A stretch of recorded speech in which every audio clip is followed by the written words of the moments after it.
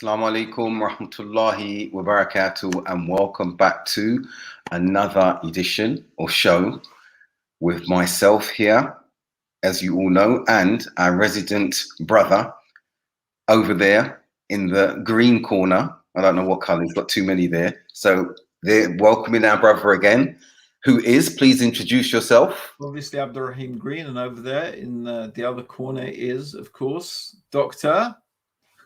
Abdul Haqq Baker, and you Great. have reached and you are watching a piece of cake, inshallah. And we have a very interesting topic this week, isn't it, bro? The Lost Absolutely. Boys. Yeah, Lost Absolutely. Boys. What's all this about, bro? Lost Boys. Good point. I think looking at all the previous discussions, it's important that we really have a look at what's taking place with our sons and the younger generation today, because there's a lot of obscurity regarding manhood. There's a lot of obscurity about growing as men. And as some are saying, we spoke about this weeks before when we looked at raising children, but this is a slightly different aspect because we've got many who have not been given the tools or equipped to grow and develop as men. So we really have man babies to an extent, and some don't like that term. And even if we're told we're acting childlike or childish even, many take offense at that. And rightly so, because we need to know what growing into a man or manhood is. But the focus of today is going to be, okay, who are or what constitutes or the characteristics of lost boys? Okay, what does that mean? And many, some have contacted me and said, "Oh, we remember the movie of the '80s called The Lost Boys, and it was a favorite movie." And some brothers and sisters have mentioned that, and just that. The fact that that movie was a success, I remember it. These boys who were out on the street, they were actually vampires, but they were all good-looking hunks, and according to people's perceptions at the time, blonde-haired, cool, chic, everything like that. And so you have this impression and societal perception that being less than a man, remaining Peter Panish, if you like, is the way to go. And you only have to look at the mess that we have societally, Abdurraheem. So that's what that means to me when I see the Lost Boys. Yeah, I think it is. But I think the thing is that, to be honest, bro, I think lost these days is being normal. And that's what it really is. It's just enough to be normal to be lost, because that's what normality looks like. We live in a world, we live in a society definitely that is in a state of madness, but they don't know it. Psychosis, that's what is really going on. And everything which human society has been built upon, as far as we know, back in human history, it seems to have sort of disintegrated and dissipated. And it's not really a new story. It's a story as old as the hills. It's a story as old as civilization. You just need to look at Gibbon's The Fall and Rome of the Rise and Fall of the Roman Empire, but every civilization goes through this, bro. It's just the same. It's just the same story repeating itself over and over again. And basically, really, what it comes down to is a breakdown of simple, basic moral principles. It's very interesting. I was reading. I don't know what, because sometimes I just do this. I start reading stuff on the internet and I start going from one topic to another, and I just, get lost in this. But anyway, I was reading something about the Roman Empire. I don't know what it was, why it's to do with Christmas. So it's to do with Christmas and Saturnalia. And then I started researching into Saturnalia. And then I started researching into, a whole bunch of really interesting stuff. Right. Like, oh my God, anyway, bro, it's a whole nother topic for discussion, right? But anyway, I don't want to get too lost in it. The point is that Saturnalia, or Christmas time in the Roman times. It wasn't Christmas then, obviously it was Saturnalia, but there was also there were other celebrations as well linked to this god Bacchus, which was the god of wine. And basically Bacchus, but the cult of Bacchus was like this underground cult where they had all of these orgies and like really like human sacrifices, and all this stuff was going on in ancient Rome, and it was all underground, but it was like really popular. It was very interesting that like there were people at the time, senators and people, who realized that this spread of immorality was really problematic for the stability of the empire. And they understood the connection between morals and you know, that strong moral standards and really the success and the well-being of, you know, civilization. Right. But this is something really that, and it all comes really back, yeah, to this idea of bringing up children with strong moral values, that are grounded in eternal truths, the eternal truths, obviously, of revelation, for us, the Quran and the Sunnah. But, you know, even those remains of the revelation, you know, a strong Christian upbringing, all of these things, bro, are today looked down upon, frowned upon, ridiculed, you know, made to look odd, made to look strange. So then what are the basis? What basis are our kids? What basis are our boys, right? But this goes for boys and girls. But what is the basis of what they think is important in life, bro? What is the basis? What is the standard which they use to judge how should they behave? Right? That's the question. What standards are they being raised with? What morals are they being raised with? And my contention would be that in a world that is just pure materialism, and when non-stop you are being bombarded with, you know, you need to have these trainers, you need to have this branded good, you need to have this, and you need to have that, and if you're going to be cool, and if you're going to be, you know, respected, and whatever it is, you need to have these things. And if these kids can't find a way to get them legally, they will get it illegally. If they can't, and anyway, who wants to earn money, they'll just go and steal and rob and whatever, right? And this, that truly, you have these kids who are just well and truly lost. They have no purpose in life. They have no direction. The only thing they have is this pursuit of materialism. And like I said, if they can't get things the legal way, they'll get things the illegal way. And where are we heading? Where is society heading? Where is it all going to go if this keeps going on and on? And it's just getting worse and worse, bro. And that moving to illegal means, or whatever means that will provide that instant gratification, is an aspect of worship. As we know in the Quran, Allah says, I think it's in Zumar, have you seen him who has taken his desire as his ilah, and Allah, knowing him as such, has left him astray.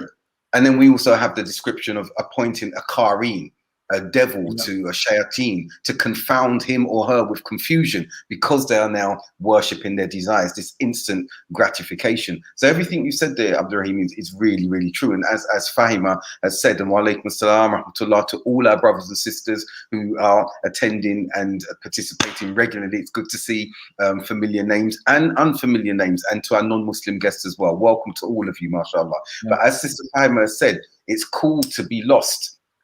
And this is the thing now, when we look at that, as you said, lost is the status quo amongst the youth now.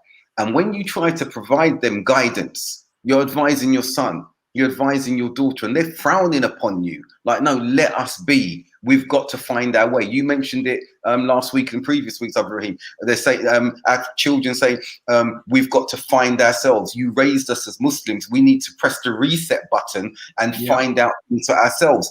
And that never happened in the history of parenting. It's never happened in that way. But society is providing this facility or facilitation of them to be that way. You and I know of families where sisters, families have called me and said, my 13-year-old daughter called the police and said, my parents are forcing me to wear hijab. They were encouraging her, and I don't want to wear it. And within the hour, the police car was outside the home in South London and picked up the daughter with her belongings, never to be seen by her parents again, except when she wanted to make contact with them. We've heard these stories repeated over and over again. So what you're saying, Abdurraheem, is absolutely true. Look at the story that, for me, epitomizes coolness in the Quran. Surah Kahf, the people of the cave who fled, they came together and they said, we don't want this. And they made their way to a cave. They stayed there, relaxed together. That's cool for me, because they were doing that they were young, and they were doing it because they didn't like the decadence and what they were witnessing in the society that was a threat to them as young people.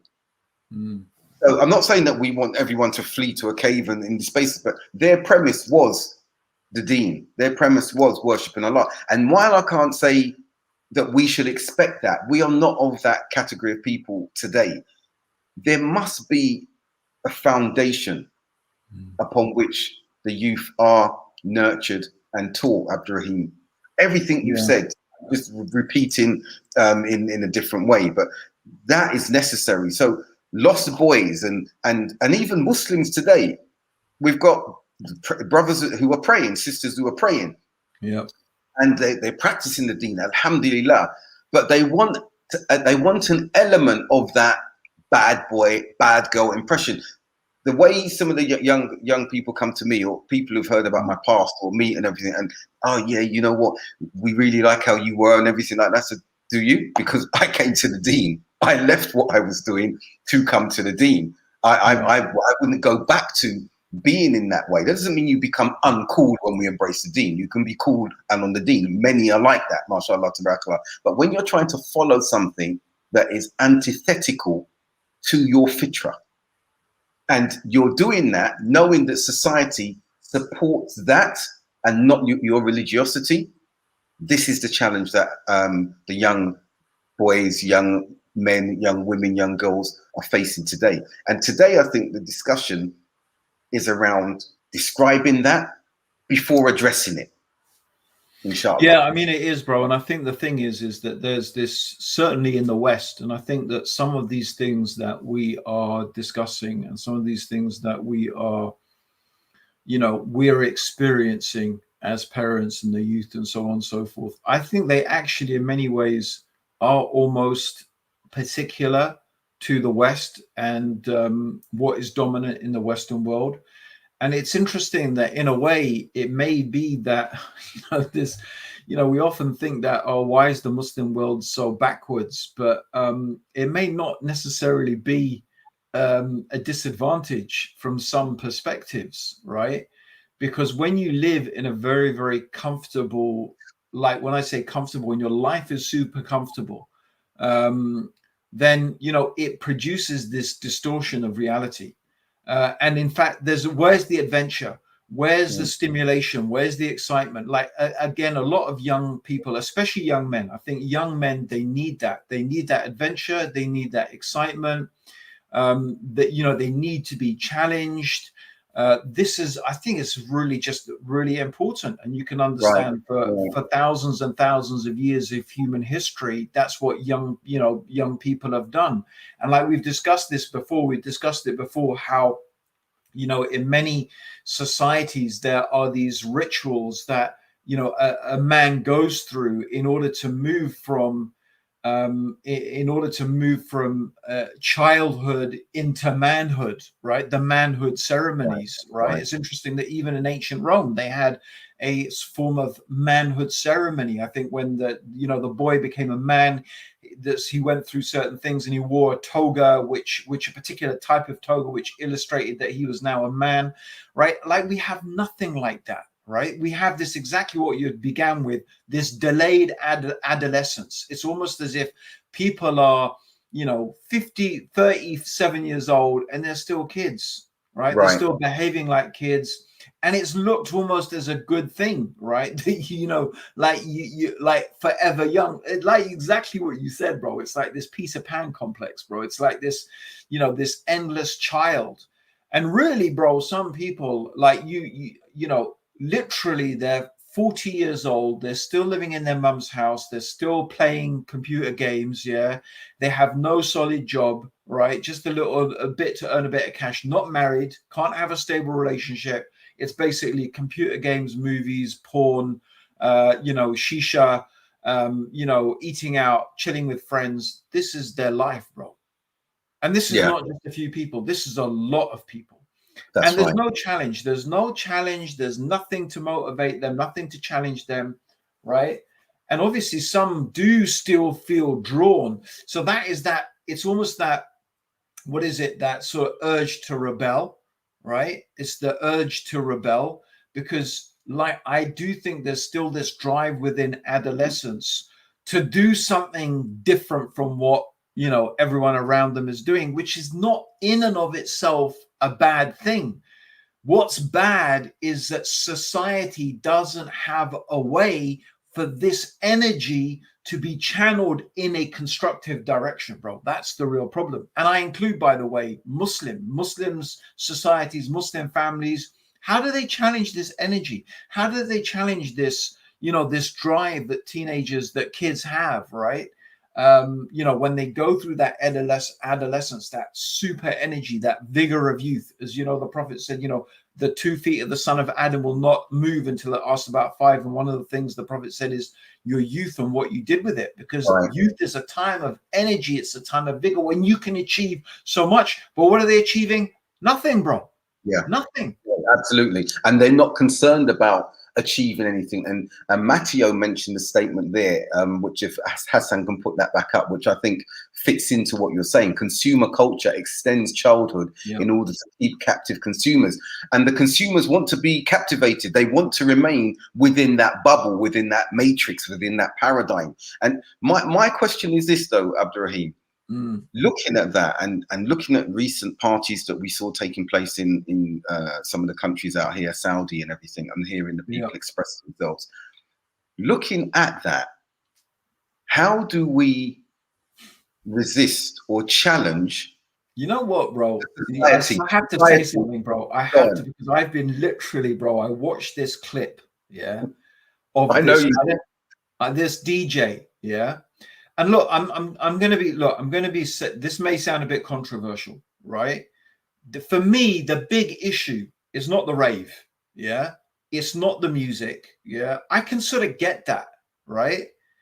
What really, really got me was listening to this Saudi guy, some DJ, I don't know what he was.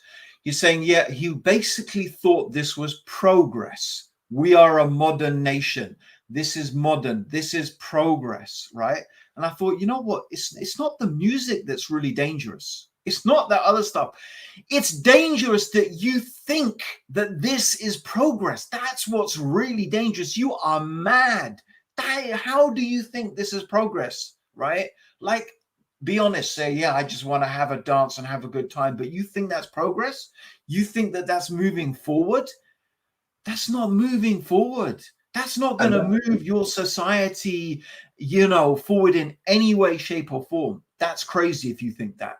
You are really, really lost if you think that. Sorry, bro, I had to interject. I saw this clip. This is by I saw the same thing. That's why you heard me mention and link to that. My point is this: as you said, if there's an acknowledgement that this is what I want to do, and I know it's just letting off steam, and I want to do that. Call it what it is. That's for everyone. That's for within whatever society that you're in. But if you're now going to couch it in something that it's not, and many of the youth are doing that. But what's happening is society, particularly what I'm seeing in the West, because they're shifting in their direction and their values and their morals and everything. They're taking the youth with them. So the question I was asking you at that end, wa alaikum salam, Malahat, it's good to see you there. What should be happening is the home is that nucleus of family parental structure, or it was.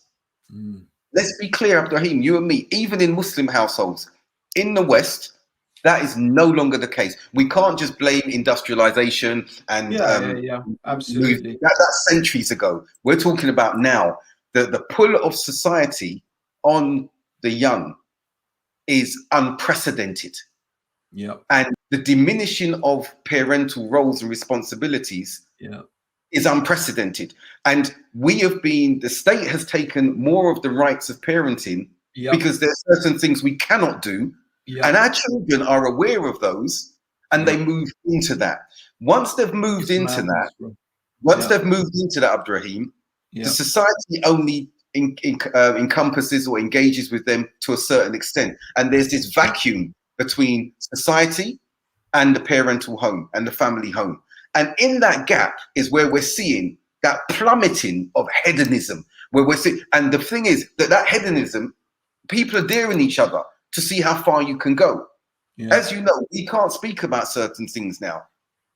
Part of that vacuum includes the LGBTQ.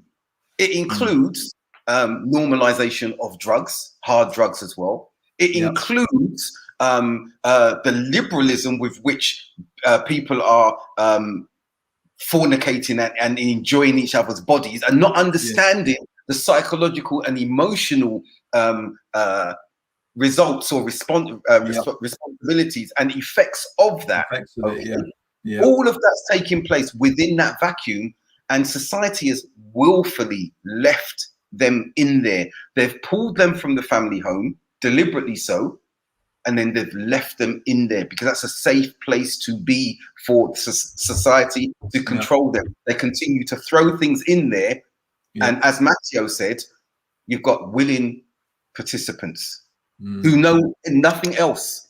They know nothing else. What they do know is that morality, structure, targets, challenges, hardship are things they need to stay away from. And that's equated to the values of the home. And this is the thing, bro. Like, I do think that part of the problem, like, part of the, like, it's interesting. So, for example, one of the things that I did, and I wouldn't say, at least with, anyway, one of the things that, and I didn't do this consciously, I have to say, it's sort of like it sort of just happened this way. So, one of the things I did is two of my kids, they started racing mountain bikes downhill, which is quite a sort of extreme, crazy thing. Very challenging, very athletic.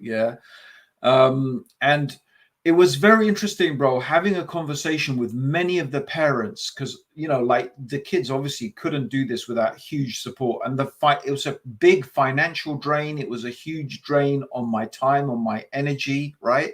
But it was so interesting talking to, like, all non-Muslim. There was no Muslims. We were the only Muslim people there, right? And generally very white as well.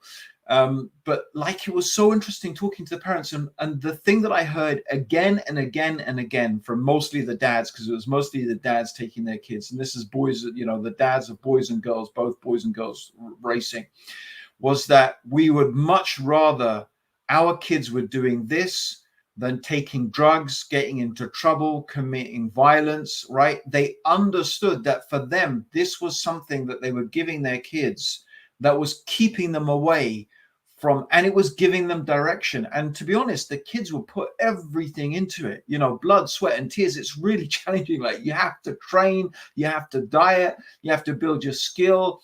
It's like, this is something like, put your energy into something like that. And it was so interesting, bro, having this conversation with so many parents, and they would say the same thing over and over and over again. And like, not every, it didn't always work, and sometimes it didn't matter. Like, you put all of this energy in, that even then the kids went off and did what they, like, so many, we heard about so many like guys who were really good, but then they got into cars and girls and drugs and drink, and that was it. They were gone, But I'm just saying, bro, it was this common theme amongst parents as to why they were putting so much into this particular thing. And I'm sure this is true, not just of mountain biking, of, hundreds of different sports and activities and things that parents get their kids to do. Very important, bro. And I do think the amount of kids, mashallah, kept away from trouble because of things like that are many. No, mashallah. And to support what you're saying, I'm going to bring some personal examples here in that instance as well. For me, for example, as I said, I've just moved home again and everything, and I'm still waiting for some of my stuff to come from abroad. But what I realized in taking my sons, because my daughter's a UK Jeddah, as you know, I was taking them to sport activities, football, academy, basketball. And I was traveling with them, and I found that I could discuss things with them, really trying to show them why not only the activity, but the time we were spending was important. When I was in Jeddah, when I'd go to the mosque, I'd take them with me to speak and communicate and hear them. Some would speak to me privately if we were alone and everything like that. But then what I saw as well, which my wife and I were talking about today, is some of the furniture that we bought. We got the children involved in assembling and everything like that. And some of the stuff that they bought for themselves, we did make sure it wasn't too expensive. They could assemble. And they made mistakes in the assembly of these things. But then I wanted to see a learning process come through. But it's like, oh, no, we fixed it. I said, but would you buy something like that? Or if it was given to you like that, would you accept it? And it's like, no. I said, so why are you comfortable with that? And they didn't get it. And I said to them, look, there's a thing about instruction. There's a thing about obedience. They have their place until you grow older, and you will have those following instructions, obeying you, understanding the basic order in which to learn. And then I said to my younger son today, my youngest one, I said to him, you need to learn to learn. And he just stopped. He said, what? I need to learn to learn? How do you do that? I said, because you don't listen. What you do is you're already processing in your mind what you want to say, and you're hearing noise just so you can say what you need to say, because you want instant gratification. You want the problem to go away if there is a problem. And it made me think, if children are growing like that, and our children have got parents present, how can they not go into an abyss of darkness? Especially those whose parents are not engaging with them, Abdurraheem. They're there, but they're not engaging. I know a parent, you know them as well, maybe you haven't seen them for a while. But I remember they moved back to the UK, and they said one thing to me, and I had to pause. I had to think, whoa, okay, how do I deal with this? And he said, I don't care about my son, who's a young man now, being on social media till the cows come home, as long as he's indoors and he's safe from the gang violence and everything outside. And I was like, whoa, that's a very interesting point, because I've seen the destruction and addiction of gadgets and how. Bro, why is it? Why? It's just laziness, bro. Why don't you take your kid, to martial arts lessons? Why didn't you teach them jiu-jitsu? Why didn't you go with them and do it yourself, by the way? You know, I'm not saying this to boast, but, you know, like I here where I live, I've done all of my kids except one daughter, because she went to university before. They're all black belts. Some of them are third dan black belts in freestyle martial arts. I myself got my black belt like a few months ago. I never imagined I would have got a black belt. And I only did it because I went along to the classes with the kids, right? You know, like, because you got to talk the talk. You can't just, you know, like say, yeah, you go, and why not? I'm going to take them. I might as well join in, right? And, you know, the thing is, like, it's not just that. It's like, these are the things, like, why would you just let them sit on social media? If you could, you know, you don't, oh, this person who said this, bro, what the hell, right? Get off your backside and go and do something with your kids. I think about my wife, bro, the stuff that she used to do. Subhanallah. She used to take them to tennis. She used to take them to taekwondo. She used to do all of these things. And, you know, this is when I was traveling around the world giving talks and lectures. May Allah bless her. Even the stuff she did was amazing. Yeah. Because she understood this thing. You got to give the kids, you know, you don't, why would you want them sitting at home in front on a screen? And you think that that's going to save them? Like, that's out of the frying pan into the fire. Into the fire, exactly. Right? I mean, sorry, like, at least with a gang, they'll probably learn a lot more constructive stuff to keep them alive in life. No, I'm not trying to encourage gangs or anything like that. You know what I mean? But sitting on a computer, social media? No, that's a good point. You know, Abdurraheem, I didn't ask him, because that's a good question. I didn't ask him. I was thinking, now I'm thinking, yeah, I should have asked him, well, what are you doing with your kids?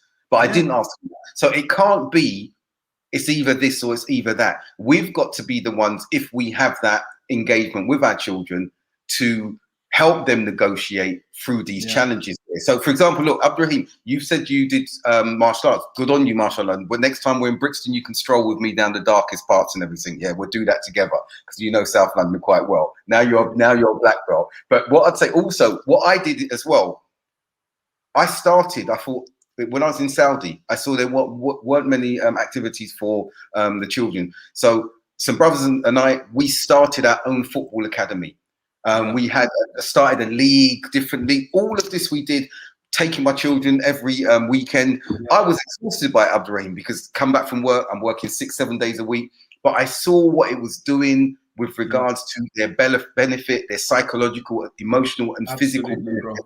And it's a time when you can engage with them. Because Abdurraheem, what some of us did in the early days when we had children and this idealism, we sat down, all we'd do with them was teach them about deen according to our understandings. And remember, according to the formative stages that I discussed, we were at that very idealistic, shadeed stage. Okay. And when you look at the results of those parents who've continued with that, their children are not on the deen.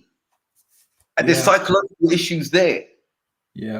That's a problem when you're it's very interesting, bro, like that you said that, because in my house, like I have only probably once or twice sat down with my kids and taught them Islam in a formal way.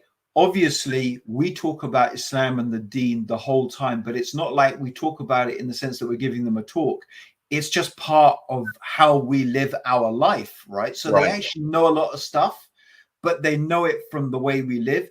I literally have only sat down with them, like I do this retreat for new Muslims, part of what we do in era.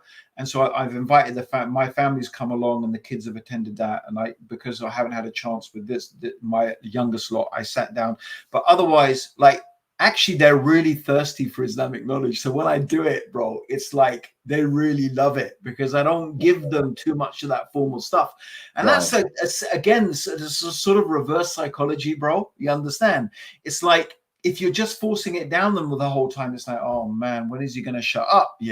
But if you just like whatever, it's like, well, when tell me something, Dad, tell me something, and then when you sit down with them, they're like really like it. And again, it's all about understanding this balance and understanding, kids and how their minds work, and being able to, relate to them and understand. It's not that difficult, right? And doing it because you were a kid once, right? No, mashallah, what you said is ideal. And also doing things different. Like sometimes I would sit with my children periodically, not too much if they wanted. But then also we used to sit and read novels. Okay, we'd read novels, and we'd go around in a circle to read novels and everything. And I dare say, well, because the culture that they were in, they were watching and seeing other things. So, for example, the celebration of birthdays, and they say, Dad, what is it about some birthdays? I explained to them. I said, I've always acknowledged your birthdays, and they said, okay. So is that the same? I said, this is how we do it. So literally, you've got a lot of children, I've got a lot of children. So what would happen when it was their birthdays? We'd say, right, everyone come and recount for us the last year, and what are your aspirations for the next year? And then I'd ask the others who were in the room, because they'd all be sitting there. Tell us something about your sibling who's sitting at the front talking, and they say, I remember when you were 5 and this is what you was like as a 5-year-old, or this and this. And it'd be a really humorous time of reflection. And I said, for me, that's where we can go with that. So don't get me wrong, I'm not saying that's the right way or the wrong way, whatever. No, it's really nice. I'll share with you an anecdote as well. My wife was telling me that she was having a chat with one of my daughters, and my daughter was saying, oh, I think I'm going to go with my friends. Like, if it's my birthday, I'm going to have a dinner and this and that. So my wife said, to her, the Prophet Muhammad, he would fast every Monday. Do you know why? It's like, no. Well, it was his birthday, right? But the Prophet would fast to thank Allah for his birthday, and every Monday, like every week. And what are you doing? And it's like my daughter went all quiet at that stage. It was like, penny drop moment. And it was good because it's like, we're not like I guess the thing is that there's some things we're a little bit chilled about, and we don't, you got to choose your battles, bro. That's the point. You've got to choose your battles. But not only battles, Abdurraheem, sometimes you only have two evils and you've got to choose the lesser of the two. We're seeing that increasingly in the West. And when some brothers and I have discussed and they've said, I don't do this, I don't do that, I do that. And I said, well, okay, and what's the result? This. And I said, well, okay, have you considered that sometimes you have two evils and you should choose the lesser of the one so that they don't move towards that evil? Sometimes we only have that choice. So what you're saying, so for me, this is the thing now, talking about the lost boys, the lost girls, if you want, in this example, they don't choose the lesser of the two evils. And if there's a good and there's an evil, they incline towards the evil because society has told them this is okay. You know, society. And when they get older, as you know, we lose our influence on them. And parents shouldn't want to be controlling their children. And we do have to understand there are changes taking place in them as they're growing and they're going to find out things their way and everything like that. But it's not a blank slate. It's not as though they haven't been raised upon some particular guidance, values, and nurturing hasn't taken place. And this is the problem now, because we see that sometimes you look at your children like, I don't recognize you. This is what has been underlying all the time that you've been growing? I don't recognize you, because society allowed them to have a duplicity of lives. Okay. Outside of the home, if they're within your home, they can do whatever they want. We don't know what they're being exposed to on social media. Let's not kid ourselves. We can't police our children on social media. We can't be like some parents want to be there dropping their children right up until they're 18, 19, 20, waiting outside college, university and everything like that. That's not going to keep them from moving in the direction that they're being pulled towards and the peer pressure and everything like that. But what we need to look at, Abdurraheem, and this is the thing I want to ask you as I started out, how do we counter the societal drive to immerse our children into whatever culture is prevalent in society? How do we counter that? I think, bro, you've already provided a really good clue for everyone. And it's like exactly what you said you did to your sons. You said to them, you let them buy some furniture and you let them build it themselves, right? And I am a great believer in I think this is the key. I think the key is in empowerment. And what we have to remember is it's not about giving our kids a list of instructions. You can do this, you can't do this. This is allowed, that's not allowed. No. Obviously they need to know that. They need those strong, they need those moral guidelines. Of course they do. But what is more important than that is, and I have to say, mashallah, my wife is really good at this, is giving them the tools that is going to allow them to navigate the world when they go out into it, right? That is the key. It's that classic thing. If you give a man a fish, you feed him for a day, But if you teach him how to fish, you feed him for life. And that's the other thing. It's not what is not important. Well, what is not so important is, the do's and the don'ts. What is more important in a way is how are you going to navigate that world as a Muslim, right? If you're a Muslim, and obviously looking at Saudi Arabia now, it's not like, like you said, the whole rave thing and this and that. Like, okay, what's going to happen in 10 years? What's it going to be like in 10 years' time? We have to ask ourselves. Every parent is going to be confronted with the same problem. You're not going to just be able to say to your kid, do this, don't do this and that. It's not like that anymore, right? No. You are going to have to understand that there's a world out there with all of these temptations. So what do you need to do?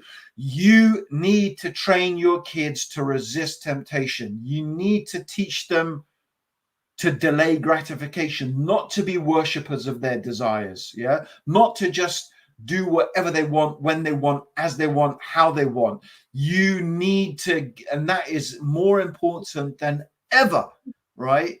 Is giving your kids the tools of self-discipline. That is what it is all about, bro. Self-mastery, giving the kids the tools of self-mastery. I do think sports, competitive sports, right?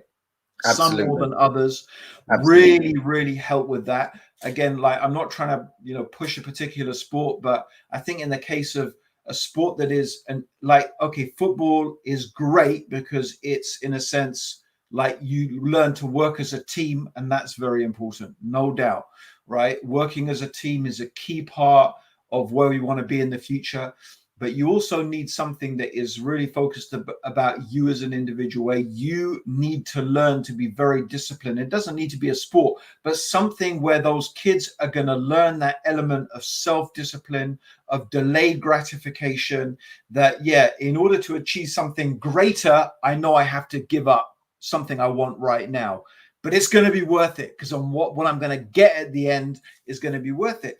And it could just be little things you do with your kids. I don't know. Like, don't give them all those cakes and chocolates and everything they want. Make them work for it. Like, I have never given my kids pocket money, bro, right? Maybe it's because I'm a stingy. Maybe it's because I'm super stingy or whatever, right? But for me, it's like, no, if you want money, you work for it. You earn it. You whatever, right? You do something to get that. I'm just not just going to give you what you want. And they almost never get anything what they want just when they ask for it. Yeah. It's like they're going to need to prove in some way, shape, or form that they are worthy of getting that thing, right? And I think it's those type of things that are very, very important, bro. Otherwise, we're gonna have lost boys and girls. I agree. No, you're right. And there's two points came up from our colleagues who are with us today. Matteo asked for a rephrasing of the question. If Hassan can put that up, I think, can we, as he said, repeat? I hope you mean rephrase, Matteo.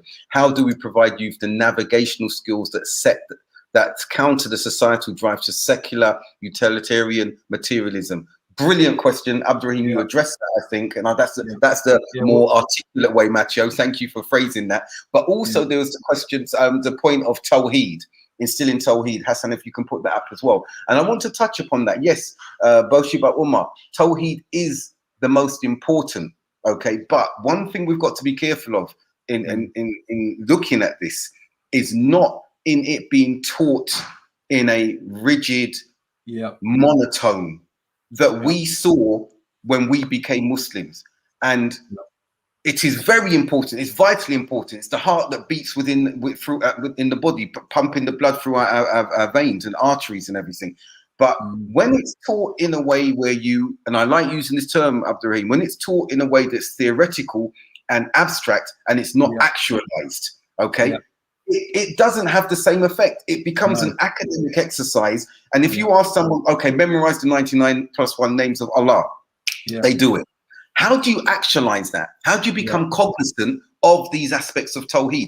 And what I've seen is not many are teaching it like that. As I've said, the series by Sheikh Tahir Wyatt, they were astonishing classes. It's the first time I've heard one of our brothers from the West teach it in a way that I'm not saying it's dead, but you can literally actualize it immediately in aspects of your life, not just worship, not just in worship. So I recommend, I'd say to everyone there, if Sheikh Tahir Wyatt, if you look on YouTube, Wyatt's Wisdom, and you see the number of lessons, he's the first African-American to teach in the Prophet ﷺ's masjid. He's a PhD, studied 20 years in Medina.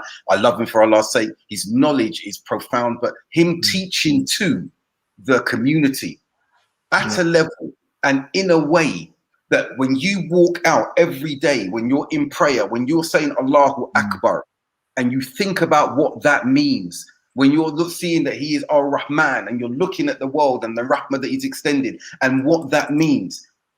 When we talk about Tawheed, we can't just say it. It's become a catchphrase. And I'm not saying, my brother, that you're saying that, but I've heard too many people say Tawheed. And then what we see is Kitab al-Tawheed is taught every year for 20 years, and you don't see the effect of it on the person in their lives. Yeah. That's very profound, bro. And what you said is this practical, and that's why I don't really have much to like formal lessons in my house, because for me, it's like, no, you live Islam practically every single minute of the day. It's not something you just, I mean, like, of course there is scope for formal lessons. Of course there is. Yeah. Right. But, you know, maybe I think maybe that's not really my primary job as a parent. You know, as a Muslim parent, what I need to do is they need to see how practically you can imbibe Tawheed is imbibed into their life on Right. an everyday scale. And that's what your job is to do, right? Absolutely. And to see how they're knowing Allah and knowing their Lord is just an intrinsic part of you know, of their absolute everyday life. And, you know, someone was saying, I think referring to what I was saying previously about being, you know, too hard, and, you know, no, how is, you know, anyway, I feel a bit exasperated, you know, that someone thinks that giving a kid everything they want when they want it, as they want it, is somehow being hard on them. You know, you are literally, you might as well just build a fire and chuck your kid in it right now if you think that's how you're going to raise kids. Yeah. It's not love. That is not love. Yeah, that is abuse. You're abusing And your position. You're abusing, you know, that's not love. Giving someone everything they want is not love. It's not kindness. It's not compassion. And by the way, a time will come when your kids will realize that. They will realize, right? They'll just consider it weakness, because that's all it is. It's just weakness. It's an inability to really understand what is important and what is really good for your kid. I can't understand these parents who just give their kids endless crisps and chocolates, and they have these flipping fat roly-poly kids, and they're only fat because those parents let them eat all this crap that they feed them. How is that? What is that? You think that's love? That's being good to a kid? That's being kind to a kid? It's disgusting. It's disgusting. And I think Shana, it's disgusting that parents do that to their children. I'm sorry, it's gross. But Abdurraheem, you touched upon it. But you've touched upon it, and one of the reasons some parents do this, subconsciously, deliberately. My parents don't. My kids don't think I'm hard on them at all. No, I'm not saying that. If the person's saying that, honestly, I believe they do not. My kids love me to bits. I love them to bits. I don't think they look at me as being unfair, or in fact, the one who's the tough one is considered to be the tough one in the house is my wife. So maybe I'm I'm soft. That point though is a good point, because parents, they overcompensate because they want. None of us want our children to experience the hardship that we've experienced, and I agree with you entirely. When I see children being satiated every instance, being spoiled every instance, I don't want my kids to experience. I'll let you come in. Rosina said a point, and I like how she phrased it. Please put that, Hassan, about amputating our children. Okay, by not developing a sense of independence, responsibility, resilience in the kids. So that's point on with what you're saying, Abdurraheem, and I agree with you, bro. And overcompensating and making the excuse, I want to give my children everything, then they become monsters. Yeah, absolutely. Narcissistic monsters, bro. Pure narcissistic, you know, desire following monsters. But you know, you said something, bro, that sparked now, but now I've forgotten what it was, because you sparked me up with something. When you remember, let me know. But yeah, Aisha's mentioning there something you said, and it was like, oh my god, I had to say something, but I forgot now. If it comes back, let me know. This interjects, inshallah. But yeah, the overcompensation, we've got to make sure and stop. Oh yeah, I remember now. I remember what it was.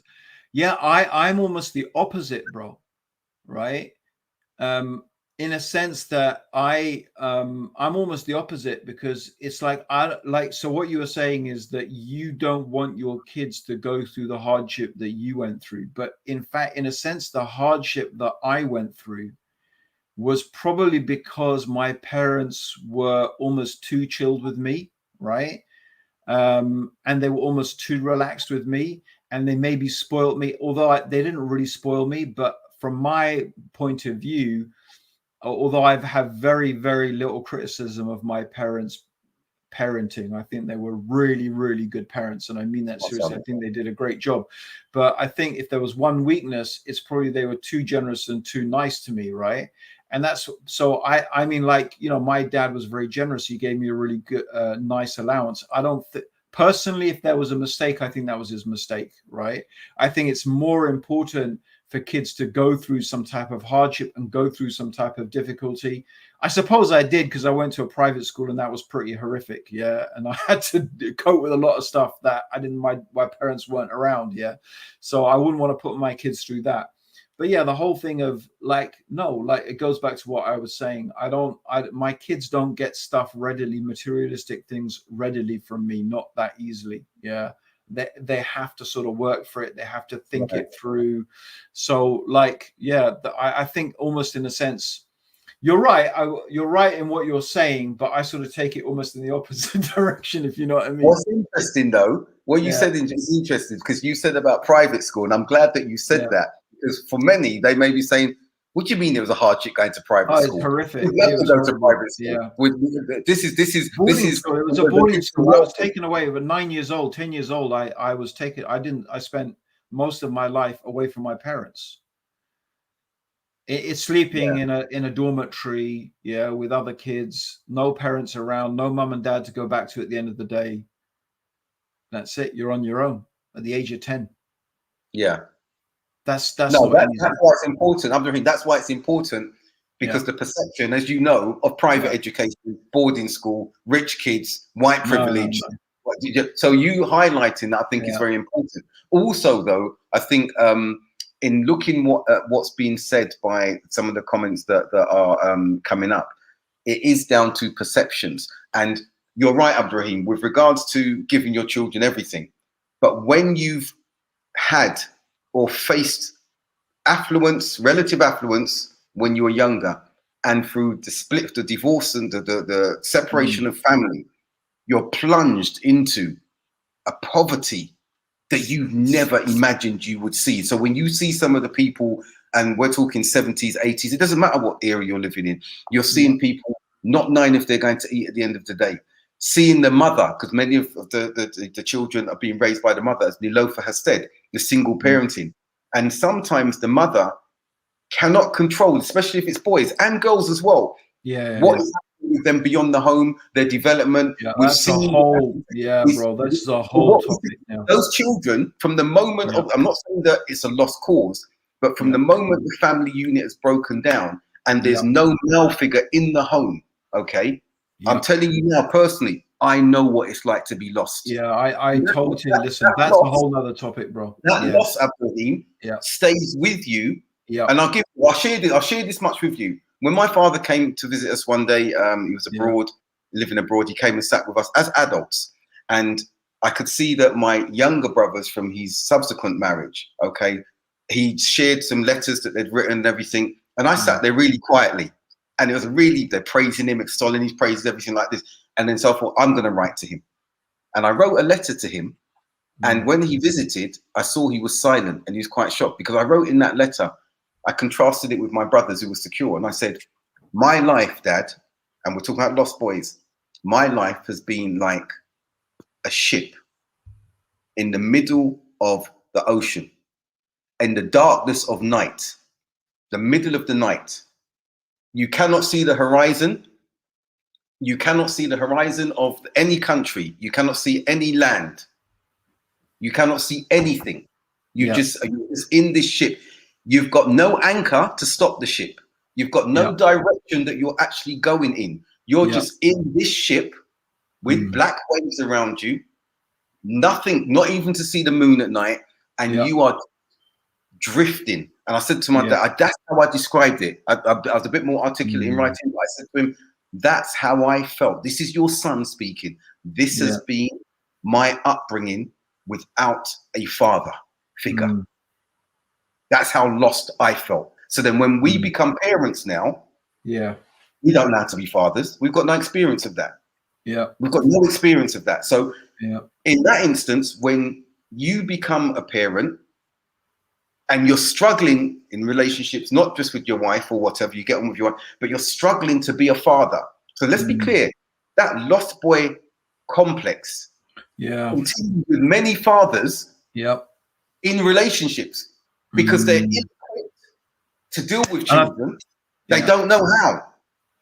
Bro, they have to learn. And it's really interesting, because to be honest, bro, when when you suggested this subject, Lost Boys, this was at the forefront of my mind. Honestly, the first thing I thought about was exactly this: the breakdown of the family, single parent mothers raising boys without a dad. Yeah. And the problem is that I was thinking, that's not, like, historically, is that really a problem? Like, men go to war, men die, fathers must die, right? That must have been happening throughout human history. Mm. But the difference was, you had uncles, you had grandfathers, like the Prophet sallallahu alaihi wasallam. He was an orphan, right? Right. But he was raised by his granddad, right? Yeah. And Yeah. with great love and great affection, and he was just treated in an amazing way. And so the point being is that there was always, like, if your dad died, that wasn't the end of it. There were other men, right, who were there to give you an example, to care for you, to show you the way. And this is all comes back to the problem with this society in which we live, where we are disjointed, where families are broken. And I'm not just talking about the nuclear family, the wider family, right? The whole saying, it doesn't take, a parent, doesn't take a man and a woman to raise a child. It takes a village, right? It takes a community. And that's the problem. And then what happens, bro? Those gangs, those whatever they may be, it may not be a gang, but it may be various other things, right? They become the surrogate dad, isn't it, bro? That's what happens. They become that surrogate dad. Absolutely. Right? And that's the problem, because no more heroes, bro. Where are the role models? Where are the male role models? Where they're not there, right? And Abdurraheem, that's what you said there is so true. Look, we didn't call ourselves a gang. Yes, we had a name. We did things together. Yeah. Brilliant set of individuals. Many of them became Muslim. But one key defining factor of us, when we reflected upon it as we got older, my whole crew, gang, posse, if you like, which if we went into the wider circles, could go 50 strong, 50 deep, as some would say. But it was an average, the core of us, about 16 to 20 of us. All of us, except one, all came from single parent families, either through... You're all Lost Boys, basically, bro. You were, weren't you? Either the father died... You got found. Allah found you, bro. But mashallah. Either the father had died or it was divorce. But every single one of us, bar two of our friends who were still with their parents, we were from single parent families. And the bond we had was very tight. We, as the Americans say, we would ride for each other. As we say in the UK, we would die for each other. That was the be all and end all. Some of the scars I've got internally, physically, are because of representing this family, this extended family. Now, that to an extent, we respected our elders. There were wider community members who knew some of what we were doing, not everything. So we had that respect for elders. We had that cognizance, but we had that respect for our mothers. And my mum said to me one thing. She said to me very clearly. She said, "Treat women as you would like your mother and your sister to be treated." And that stayed with me. I'm not saying I've been the perfect gentleman, but that stuck with me. And also the respect we had for women because of the matriarchal influence in our lives from our mothers. Okay, so that was a good thing. But that's not necessarily the case with what happens now in every instance, in every example, when we look at gangs. So we were lost. And as I've said, the lost boy syndrome stays with you, because you've got to navigate as a parent. You have to navigate as a husband. You have to navigate not having had that paternal figure guiding you, either the good or the bad. You just haven't had it. So you're making it up as you go along throughout your life. Bro, it's been brilliant, bro. I think it's a good time to finish it, because that's just a beautiful, good place. What can I say, bro? Jazakallah khair for as always for your insights and likewise. I mean, and the great thing is, this comes from life experience, isn't it, bro? We're talking about our life experiences. We've been there, gone through this and gone through that, and it's great to be able to share it. And I hope, alhamdulillah, some of our listeners will benefit, inshallah. Absolutely. And again, your insights and examples, Abdurraheem, you know what? People who are watching, who are with us, Abdurraheem and myself have not actually been the same physical presence for nearly 20 years. Bro, is it really? You must seriously. Come on, think about it. I was thinking the other day, we have not been in each other's physical presence. Oh and God, the bro. Well, beauty about it really feels like it, bro. Like it doesn't feel like that because mashallah, like we've been sharing this platform now, like doing these talks together for a time. Mashallah. We've done more together in this age of the internet. We traveled the country, Abdurraheem. We traveled the country together for yeah, a decade. yeah, we worked together, bro. Yeah, just you and me, and so mashallah. Good times, bro. Good times, Definitely. mashallah. Different But times. Jazakallah Abdurraheem, it's always been a pleasure. Brothers and sisters, a pleasure to have you and your contributions, mashallah, tabarakallah. And we look forward to seeing you next week, which will be the final show of 2021 before we go into 2022, inshallah. Yep. Jazakallah khair, everyone. And see you next week, inshallah. Assalamu alaikum wa rahmatullahi wa barakatuh. Assalamu alaikum wa rahmatullahi wa barakatuh.